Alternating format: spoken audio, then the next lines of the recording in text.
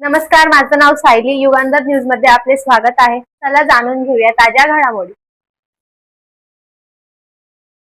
ताज्या घडामोडीसाठी युगांधर न्यूजला सबस्क्राईब करा आणि बेल आयकॉनवर क्लिक करा. धन्यवाद. धन्यवाद. जय महाराष्ट्र, जय भीम, जय झुलेलाल, जय लहूजी, जय पप्पू कलानी, जय डॉक्टर श्रीकांत शिंदे. उल्हासनगर महापालिका जनरल बॉडी मीटिंगमध्ये मूलभूत सुविधा म्हणजे पाणी आणि रस्ते या दोन्ही गोष्टींपासून जनता वंचित आहेत. तसेच पाणी कर वृद्धी करण्यात आली असून जनतेला त्याचा अतिरिक्त ओझे झेलायला लागणार आहेत.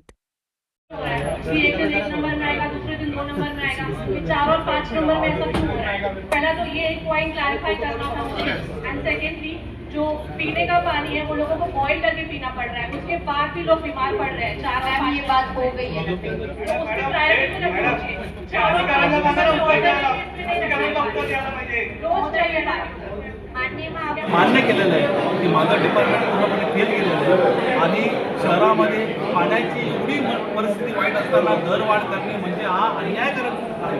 आणि त्यांनी जे दरवाढ लागू केलं होतं त्याला ह्या 20 तारखेपर्यंत स्थगिती होती, परंतु महापालिकेच्या महापौरांनी आज जो निर्णय घेतला, संपूर्ण सभागृहाने निर्णय जो घेतला, तो 8,000 रुपयाचा त्यांचा जो दर होता तो आम्ही 8,000वरनं 4,400 6,500चा जो दर होता तो 2,200 पडला 2,300 आणि 3,000 जो दर होता तो 1,500 रुपये, म्हणजे जवळजवळ त्यांच्यापेक्षा निम्म्याप्रमाणे करून हा त्यांनी जो लावलेला जो अनाठाई जो दर होता तो आज या महासभेने संपूर्ण महासभेने महापौरांनी आज तो कमी केलेला आहे. कुठल्याही प्रकारची दरवाढ करवाढ कुठल्याही प्रकारचे टॅक्सेस या आज महासभेमध्ये मंजूर झाले नसून जे दर पूर्वीचे काय होते त्याप्रमाणेच कायम.